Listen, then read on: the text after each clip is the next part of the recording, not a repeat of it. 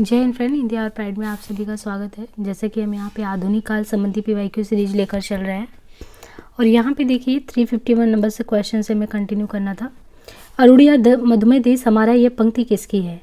माखनलाल चतुर्वेदी की, जयशंकर प्रसाद की, महादेवी वर्मा की, मिथिलेश की। तो ये पंक्ति है जयशंकर प्रसाद द्वारा रचित जो चंद्रगुप्त नाटक है 1931 में। ये रचित नाटक है, 1931 में रचा गया नाटक है, जो कि कार्नेलिया द्वारा गाया गया गीत था।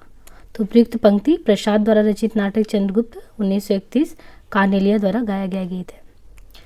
आंसू काव्य किस वर्ष प्रकाशित हुआ?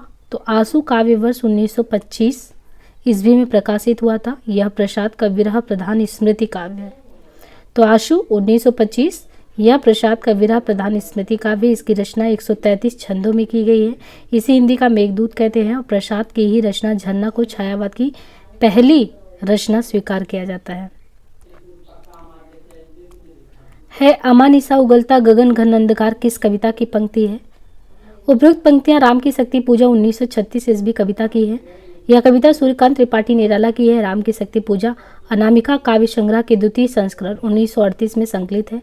अनामिका में संकलित प्रमुख कविताएं कौन सी हैं?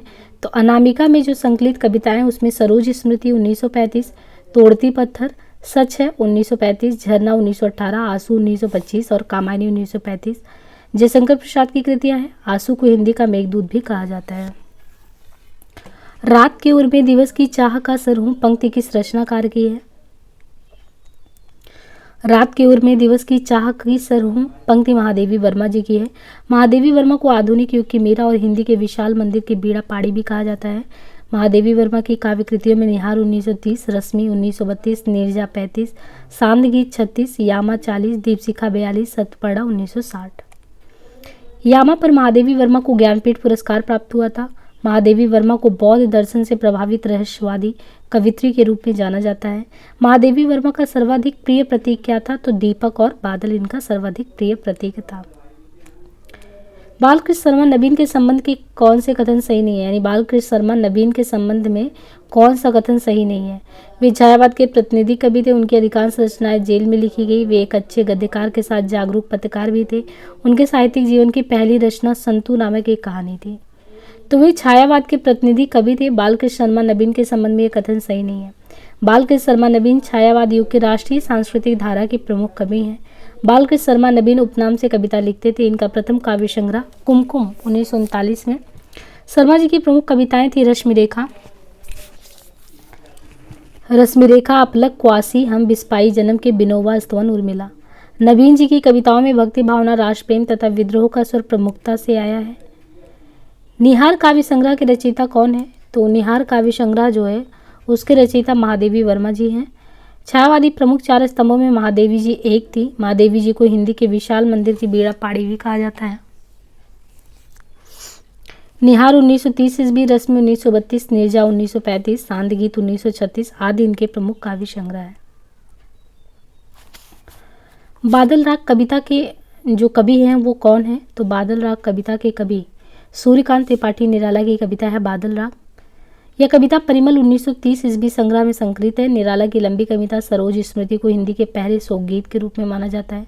निराला के प्रमुख काव्य संग्रह है अनामिका 1923, परिमल 1930, गीतिका 36, तुलसीदास 38, कुकुरमुत्ता 42, सांध्य कांकली 1969। निम्न में से कौन सी सियासरण गुप्त की रचना है? रसिक रहस्य, स्वदेश संगीत, विष्णुप्रिया, मौर्य विजय। तो इसमें से कौन सा है जो सियाराम शरण गुप्त की रचना है? मौर्य विजय सियाराम शरण गुप्त की रचना है। रसिक रहस्य अयोध्या सिंह उपाध्याय हरिओद की है, जबकि विष्णुप्रिया स्वदेश संगीत राष्ट्रकवि मैथिली शरण गुप्त की काव्य कृतियां है। आंसू में किस रस की प्रधानता है? आंसू 1925 ईस्वी में जयशंकर प्रसाद की कृति है। 133 छंदों में रचित विरह प्रधान स्मृति काव्य है। अतः आंसू में करुण रस की प्रधानता है। इसे हिंदी का मेघदूत कहा जाता है। प्रसाद रचित झरना को छायावाद की प्रथम प्रयोगशाला के रूप में भी जाना जाता है। चाह नहीं मैं सुरबाला के गहनों में गुथा जाऊं पंक्तियां किस कवि की है? उपरोक्त पंक्तियां माखनलाल चतुर्वेदी की प्रसिद्ध जो कविता है पुष्प की अभिलाषा उससे ली गई है। इनकी प्रमुख कृतियां हिम किरीटनी 1943, हिम तरंगनी 1949, माता 1951, समर्पण 1956।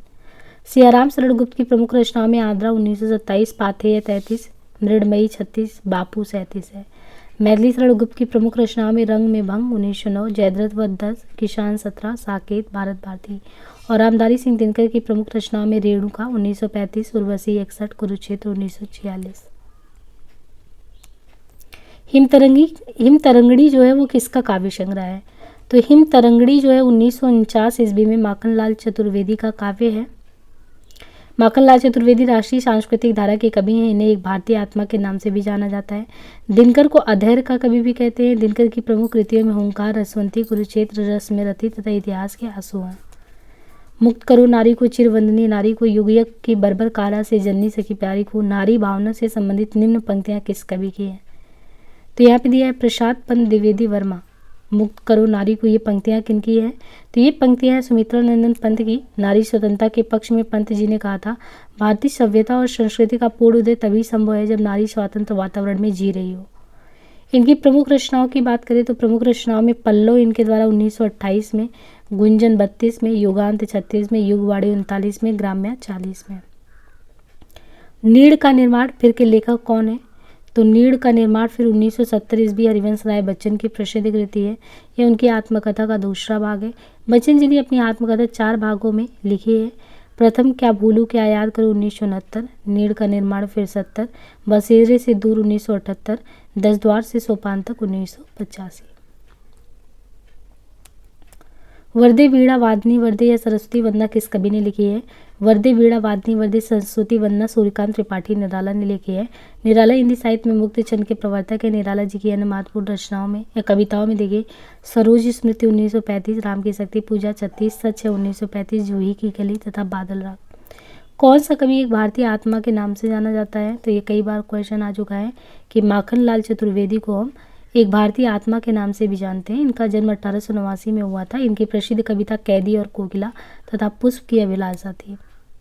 सुमित्रा नंदन पंत ने अपने किस काव्य संग्रह को बाल कल्पना का दूध मुहा प्रयास कहा है? तो पंत ने अपने किस काव्य संग्रह को कि वो बाल कल्पना का दूध मुहा प्रयास है।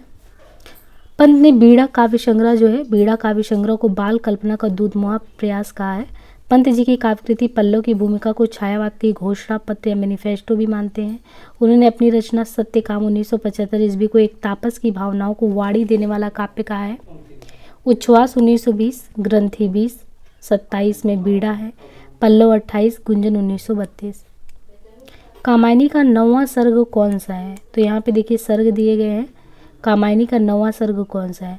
तो चिंता, आशा, श्रद्धा, काम, वासना, लज्जा, कर्म, ईर्ष्या, ईड़ा, स्वप्न, संघर्ष, निर्वेद, दर्शन, रहस्य, आनंद है। निराला की राम की शक्ति पूजा किससे प्रेरित होकर लिखी गई है? सूर्यकांत त्रिपाठी निराला द्वारा रचित राम की शक्ति पूजा 1936 ईस्वी कृतिवास रामायण से प्रेरित होकर लिखी गई है। एक लंबी कविता है। यह कविता निराला के पहले संग्रह अनामिका के द्वितीय संस्करण 1938 में प्रकाशित है, जबकि गीतांजलि के रचनाकार रविन्द्रनाथ टैगोर तथा रामचरितमानस के रचनाकार गोस्वामी तुलसीदास जी हैं। छायावादी काव्य की विशेषताओं के दृष्टिकोण से निम्नलिखित में से कौन सा विकल्प पूर्णतः सही है? अभिव्यंजना, दुख और वेदना की विवृत्ति, राष्ट्र प्रेम की अभिव्यक्ति तथा आमानवतावाद, नारी गरिमा की प्रतिष्ठा तथा असमन्वयवाद, लाक्षणिकता एवं रहस्यवाद का अभाव।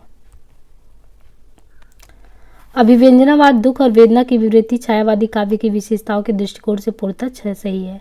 आत्मविव्यंजना, दुख और वेदना की विवृत्ति, राष्ट्र प्रेम की अभिव्यक्ति, मानवतावाद, नारी गरिमा की प्रतिष्ठा, समन्वयवाद, रहस्यात्मकता, प्रकृति वर्णन, कल्पना की प्रधानता। हम स्वयं बंधे थे और स्वयं हम अपने बंधन तोड़ चले प्रस्तुत पंक्तियों के रचयिता कौन है? तो हम स्वयं बंधे थे और स्वयं ही बंधन को तोड़ कर चले। ये पंक्तियाँ मैथिली शरण की है, भगवती चरण की है, सत्यनारायण कविरत्न की है, रामनरेश त्रिपाठी की है। तो उपयुक्त पंक्तियाँ भगवती चरण वर्मा द्वारा रचित कविता हम दीवानों की क्या हस्ती, ये भगवती चरण वर्मा की, ये पहले भी क्वेश्चन आया है कि कविता हम दीवानों की क्या हस्ती है, हम स्वयं बंधे थे और स्वयं हम तोड़ चले। भगवती चरण वर्मा जो है इन्होंने और भी रचनाएं लिखी है, जैसे स्मृति कब, तुम अपनी हो, जय अपना है, वसंतोत्सव, मानो, भैंसा गाड़ी। मैथिली शरण गुप्त की काव्य रचनाओं की बात करें तो भारत भारती 1912, पंचवटी 1925, साकेत 31, यशोधरा 32। सत्यनारायण कविरत्न की काव्य रचनाओं में भ्रमरदूत, प्रेम कली, हृदय तरंग। रामनरेश त्रिपाठी की रचनाओं में मिलन 1918, पथिक मानसी 1927, स्वप्न 1929। पुष्प पुष्प से तंद्रा लालसा खींच लूंगा मैं, अपने नवजीवन का अमृत सहर्ष सींच दूंगा मैं। प्रस्तुत पंक्तियों के रचयिता कौन है? तो पुष्प पुष्प पे तंद्रा लालसा खींच लूंगा मैं, अपने नवजीवन के अमृत सहर्ष सींच दूंगा मैं। प्रस्तुत पंक्तियां त्रिपाठी निराला की कविता ध्वनि से ली गई है। इस कविता में निराला जी ने वसंत ऋतु का वर्णन किया है। सूर्यकांत त्रिपाठी निराला की प्रमुख रचनाओं में अनामिका 1923 है, परिमल 30 है, कुकुरमुत्ता 42 है, आराधना 1953। शमशेर बहादुर सिंह की प्रमुख रचनाओं में कुछ कविताएं 1959, चुका भी हूँ नहीं मैं 1975, काल तुझसे होड़ है मेरी 1988, सुकून की तलाश में 1988। सुमित्रानंद की पंत की रचनाओं में पल्लव 1928, बीड़ा 27, ग्रंथि 20, गुंजन 32। नागार्जुन की प्रमुख रचनाओं में युगधारा 1953, प्यासी पथराई आंखें 1962, तुमने कहा था 1980। कुकुरमुत्ता कविता किस कवि ने लिखी है? कुकुरमुत्ता 1942 ईस्वी में कविता को निराला ने लिखा। इसमें कुकुरमुत्ता सर्वहारा वर्ग का प्रतिनिधि और गुलाब पूंजीवती वर्ग का प्रतिनिधि होता है। निराला की अन्य रचनाओं में अनामिका 1923, परिमल 1930, सांध्य काकली 69, सरोज स्मृति 35, राम की शक्ति पूजा 36, तुलसीदास 1938। पंत गुंजन ग्राम्या स्वर्ण किरण स्वर्ण धूली युगपथ आती, माखनलाल चतुर्वेदी पुष्प की अभिलाषा एक भारतीय आत्मा, हिम किरीटनी 1943 1949। निम्न विकल्पों में से कौन सी रचना दिनकर जी की है? रसवंती रचना दिनकर जी की है। रामधारी सिंह दिनकर के काव्य में राष्ट्रीय सांस्कृतिक चेतना तथा प्रगतिवादी चेतना दोनों ही विद्यमान था। दिनकर को समय सूर्य तथा अधैर्य का कवि भी कहते हैं। दिनकर की अन्य रचनाओं की बात करें तो प्राणभंग 1929, हुंकार 1939, कुरुक्षेत्र 1946, रश्मिरथी 1952, बापू 1947, धूप और धुआं 1951, उर्वशी 1961। सुभद्रा कुमारी चौहान की प्रमुख कृतियों में त्रिधारा, मुकुल, विखरे मोती, झांसी की रानी इनका चर्चित रहना है। कुमकुम, रश्मिरेखा, पलक, क्वास, उर्मिला, हम बिस्पाई जन्म के, पाथे, अनाथ, मृणमयी, नकुल। निम्न विकल्पों में से प्रसाद जी द्वारा रचित विरह काव्य कौन सा है? तो प्रसाद जी द्वारा रचित विरह काव्य आंसू 1925। इसमें प्रसाद ने जीवन की स्मृतियों के माध्यम से दर्द की अभिव्यक्ति की। इसे हिंदी का मेघदूत भी कहा जाता है। लहर जो है इनकी रचना 1933 ईस्वी में आंसू की अपूर्ण वेदनापूर्ण हुई है। झरना 1918 ईस्वी को छायावाद की प्रथम प्रयोगशाला कहा गया। इसमें संकलित प्रथम प्रभात कविता को प्रथम छायावादी कविता कहते हैं। कामायनी 1935 ईस्वी प्रसाद की अंतिम रचना है। इसमें शैव दर्शन की अभिव्यक्ति 15 सर्गों में है। उर्वशी वन मिलन, चित्राधार, कानन कुसुम, महाराणा का महत्व। उर्वशी का काव्य रूप क्या है? उर्वशी जो कि 1961 में रचित महाकाव्य, इसमें कुल 5 अंक हैं।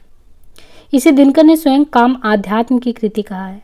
तो दिनकर ने खुद कहा है कि ये काम आध्यात्म की कृति है। 1961 में कुल 5 अंक है। इसका नायक पुरुरवा, नायिका उर्वशी। यह कथा नट और नटी के माध्यम से प्रस्तुत की गई। इसमें भौतिक और आध्यात्मिक कथा को पौराणिक कथा का संदर्भ देकर प्रस्तुत किया गया है। दिनकर को उर्वशी के लिए सन 1972 ईस्वी में भारतीय ज्ञानपीठ पुरस्कार दिया गया है। इसे गीत नाट्य भी कहते हैं। दिनकर की प्रमुख कृतियों में रेणुका 1935, हुंकार 1939, रश्मवंती 1940, रश्मिरथी 1952, परशुराम की प्रतीक्षा 1963। मधुमेह वसंत जीवन वन की इस पंक्ति में वसंत किसका प्रतीक है? मधुमेह वसंत जीवन वन के पंक्ति में वसंत का प्रतीक यवन है। यह पंक्ति प्रसाद द्वारा रचित कामानी के काम सर्ग से। कामानी 15 सर्ग। चिंता, आशा, श्रद्धा, काम, वासना, लज्जा, कर्म, ईर्ष्या, ईड़ा, स्वप्न, संघर्ष, निर्वेद, दर्शन, रहस्य, आनंद। केचुआ छंद का प्रयोग किस कवि ने अपनी कविताओं में किया है? तो केचुआ छंद। निराला ने केचुआ छंद का प्रयोग अपनी कविताओं में किया है। निराला ने केचुआ छंद का प्रयोग अपनी कविताओं में किया है। इन्हें हिंदी में मुक्त छंद का प्रवर्तक कहा जाता है। पंत युगवाड़ी 1939, ग्राम्या 40, युगपथ 49, निराला गीतिका 1936, अनामिका 1923, सांध्य काकली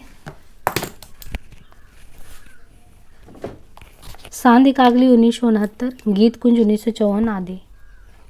माखनलाल चतुर्वेदी, हिम किरीटनी 1943, हिम तरंगिनी 1949, माता 1951, समर्पण 1956 में। निराला को हिंदी में मुक्तक छंद का प्रवर्तक भी मानते हैं और शुक्ल के अनुसार इनको बहु वस्तु स्पर्शनी प्रतिभा के धनी भी हैं निराला जी। निम्न में से कौन सी निराला जी द्वारा रचित व्यंग परक रचना है? जूही की कली, कुकुरमुत्ता, सरोज स्मृति, तुलसीदास। तो देखिए कुकुरमुत्ता जो है 1942 में कुकुरमुत्ता जो है रचित सूर्यकांत त्रिपाठी निराला की एक प्रसिद्ध लंबी कविता है, जिसमें कवि ने पूंजीवादी सभ्यता पर कुकुरमुत्ता के बयान के बहाने करारा व्यंग किया है। इसमें कुकुरमुत्ता जो कि सर्वहारा वर्ग का प्रतिनिधि है और गुलाब पूंजीवती वर्ग का। जूही की कली 1916 में मुक्तकचंद में निराला की पहली रचना है, जिसे द्विवेदी ने अश्लीलता के आरोप में सरस्वती पत्रिका में छपने से इनकार कर दिया था। तो जूही की कली जो 1916 में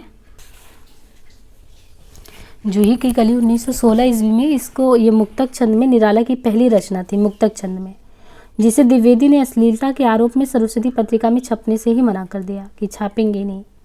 और सरोज स्मृति 1935 ईस्वी को निराला ने अपने पुत्र सरोज के निधन पर शोक गीत के रूप में लिखा। तो कुकुरमुत्ता 1942, जूही की गली मुक्तकचंद में निराला की, द्विवेदी ने छापा नहीं था इसको। सरोज स्मृति 35 निराला ने अपनी पुत्री सरोज के निधन पर लिखा। तुलसीदास 1938 में निराला ने तुलसी को भारत का सांस्कृतिक सूर्य कहा और रत्नावली को मां भारती की तरह सम्मानित किया। 379 नंबर पे देखिए ये क्वेश्चन कि कविता करने की प्रेरणा मुझे सबसे पहले प्रकृति निरीक्षण से मिली, जिसका श्रेय मेरी जन्मभूमि कुर्मांचल प्रदेश को है। यह कथन किसका है? तो कविता करने की प्रेरणा मुझे सबसे पहले प्रकृति निरीक्षण से मिली, जिसका श्रेय मेरी जन्मभूमि कुर्मांचल प्रदेश को, ये कथन सुमित्रानंदन पंत जी का है। पंत ने कविता को कल्पना की कानन रानी कहा है। तो कविता को कल्पना की कानन रानी किसने कहा है? पंत ने कविता को कल्पना की कानन रानी कहा है। पंत को संवेदनशील इंद्रिय बोध का भी कवि कहा जाता है। तो इन्होंने कविता को तो कल्पना की कानन रानी कहा है, प्लस पंत को संवेदनशील इंद्रिय बोध का भी कवि कहा जाता है। उच्छ्वास 1920 ईस्वी, बीड़ा 1927, ग्राम्या 1940, कला और बूढ़ा चाँद 1959, लोकायतन 64, सिचेदम्बरा। गीत गुंज नामक संकलन किस कवि की रचना है? तो गीत गुंज नामक संकलन किस कवि की रचना है? गीत गुंज 1954 ईस्वी काव्य संकलन निराला की रचना है। यानी ये जो है 1954 काव्य संकलन निराला की रचना है। राग विराग में कुल 130 रचनाएं हैं, जिन्हें 3 चरणों में बांटा गया है, जिनके 3 चरण 1950 से 61 में कुल 4 संग्रह हैं। अर्चना 1950, आराधना 53, गीत गुंज 54, सांध्य काकली 1969। पंत जी का महाकाव्य कौन सा है? पंत जी का महाकाव्य लोकायतन 1964 ईस्वी है। लोकायतन को पंत जी ने लोक जीवन का महाकाव्य कहा है और इन्हें सोवियत लैंड पुरस्कार भी मिला है इस पे। यानी लोकायतन जो है 1964 में पंत जी ने इसको लोक जीवन का महाकाव्य कहा है और इस पर इन्हें सोवियत लैंड पुरस्कार भी मिला।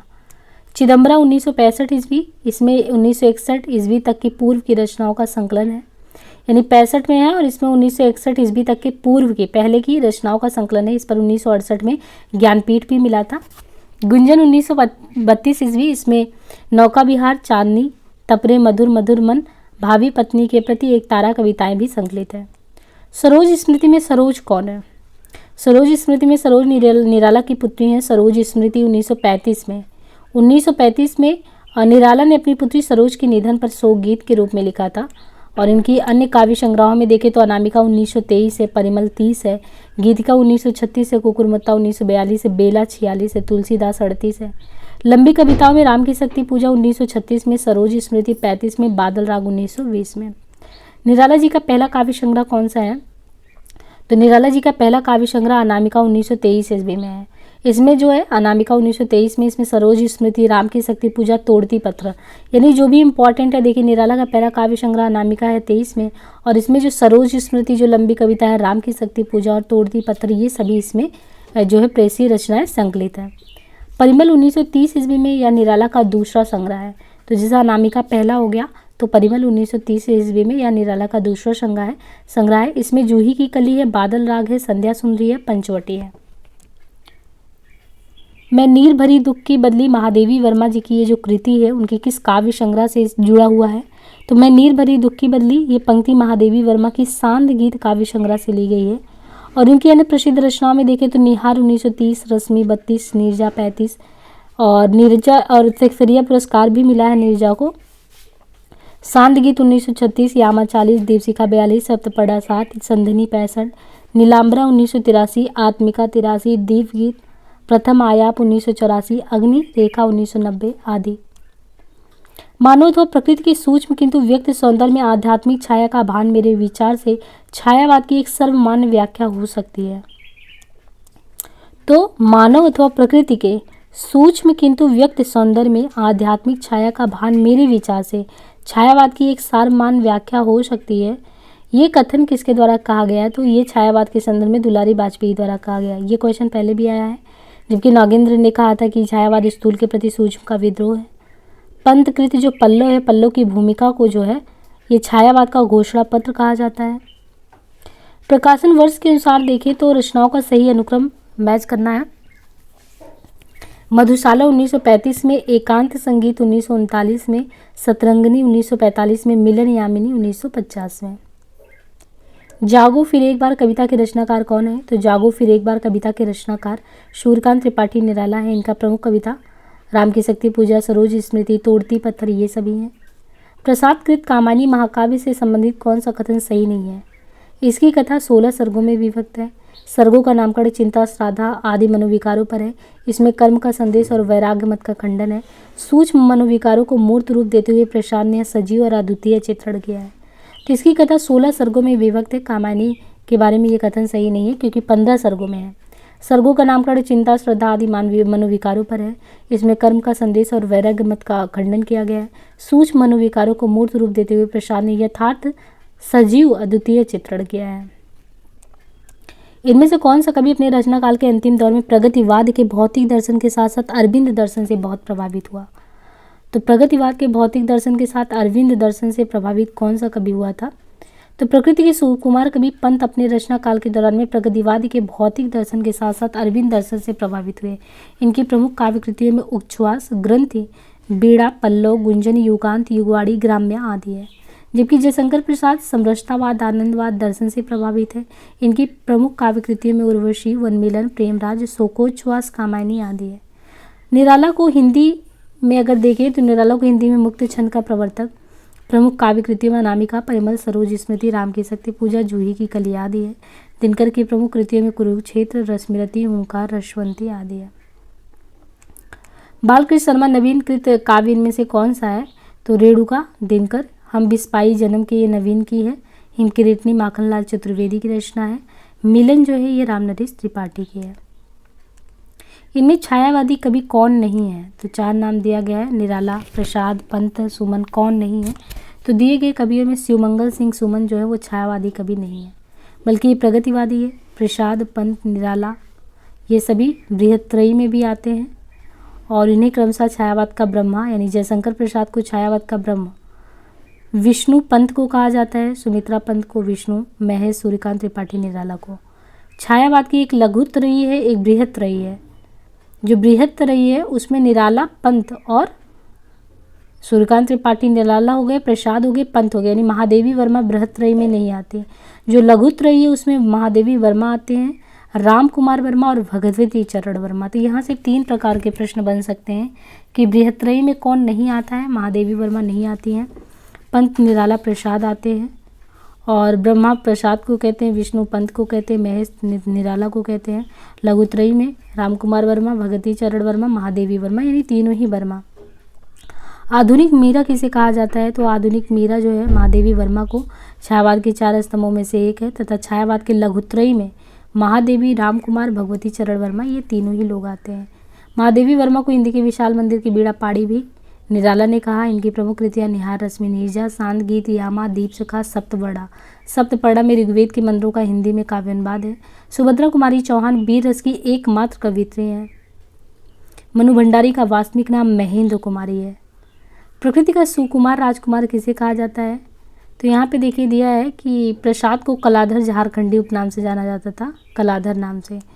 और सूर्यकांत त्रिपाठी निराला को महाप्राण श्रीमान गर्जन सिंह वर्मा, श्रीमान गरगज सिंह वर्मा भी कहते थे निराला को, साहित्य शार्दुल भी कहते थे। तो निराला, महाप्राण, श्रीमान गरगज सिंह वर्मा और साहित्य शार्दुल।